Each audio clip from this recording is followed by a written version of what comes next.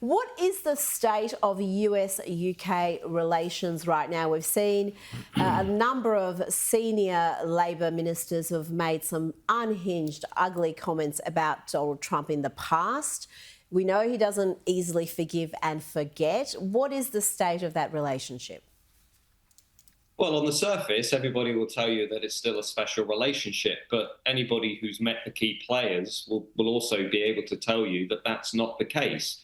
There is an enormous amount of scepticism within Team Trump over Keir Starmer, the Labour government, Sadiq Khan. Elon Musk has become a symbol of that, tweeting almost daily about how bad the Labour government is, how terribly it's managed issues like the rape gangs, the Pakistani Muslim rape gangs, the clampdown on free speech, which, remember, Americans, and anybody else with common sense really doesn't like. And that's really riled the Americans. But there's also this frustration in Washington.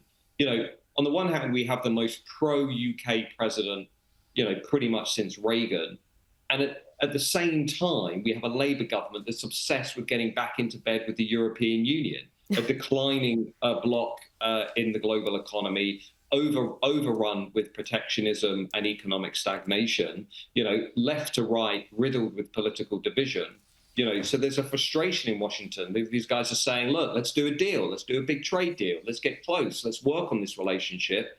We've got a Labour government that kind of doesn't really know what to do with it, doesn't want to say anything nice about Trump, doesn't want to embrace America. It's sort of paranoid of not alienating Brussels, but Brussels is, Brussels is the past. Trump, I think, is the future. That is the political realignment that the West and the Anglosphere need to pursue.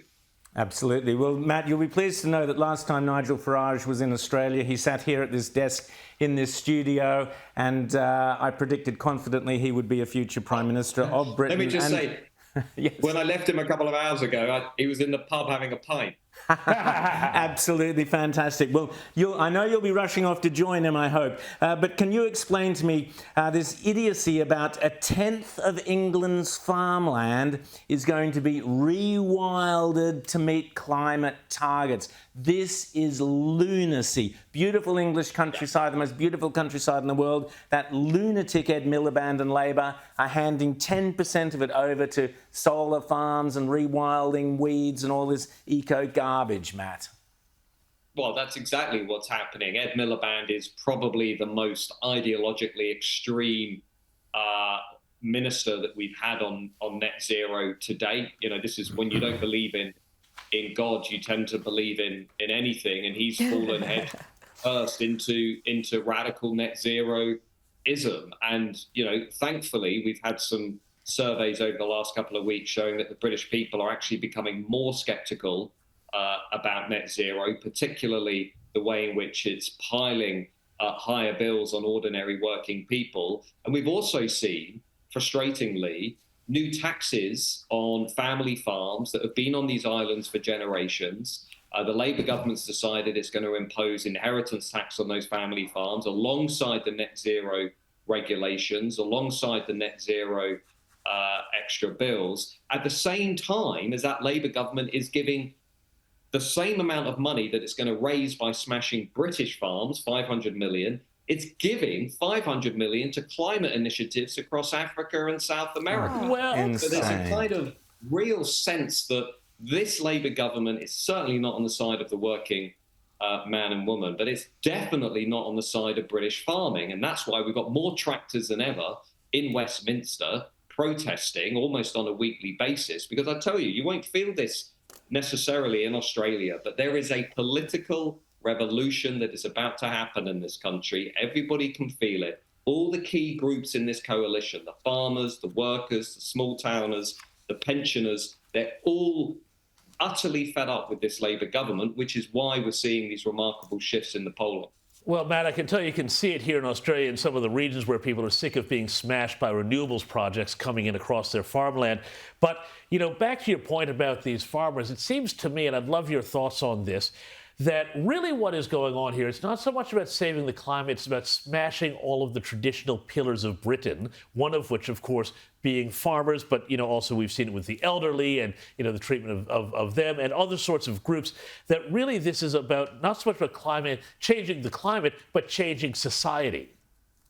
Yeah, I mean, I'd go a little bit even further. I mean, our greatest conservative philosopher, Roger Scruton, once called it the culture of repudiation. Yes. He said essentially what you get among the elite class is a culture of repudiation. They repudiate everything that makes those nations distinctive, their history, their identity, their collective memory. He also used the term oikophobia, a sort of hatred of your own people. And I think, in essence, what we've seen, particularly since the 2010s, is a radicalization of the elite class as it's basically turned against its own people. And it's done that because among the elite world, you do win social status by being negative and derogatory about nation states, about the deplorables, about the garbage people, about the loons and the so-called racists and the xenophobes. That's how today's elite class win social status. It's this luxury belief. And Rob Henderson, an academic from Cambridge, had this idea that, 50 years ago, the elite accrued status through money, through wealth and estates, whereas today they've tried unsuccessfully to win social status by looking down on their own people and winning applause from other members of that elite class. And I think that's what's going on. The only problem they've got is the forgotten majority aren't going to go along with it. They're saying, well, look, we love our country, we love our history, we love our culture. We actually, I think it's remarkable to come from these islands. I think it's really great to come from these islands, all the contributions we've made over centuries. We're really proud of this. We're not going to give this up. And that's where they've miscalculated. You see, they control the institutions. They think they can do this top down, but nobody else is going to go along with it.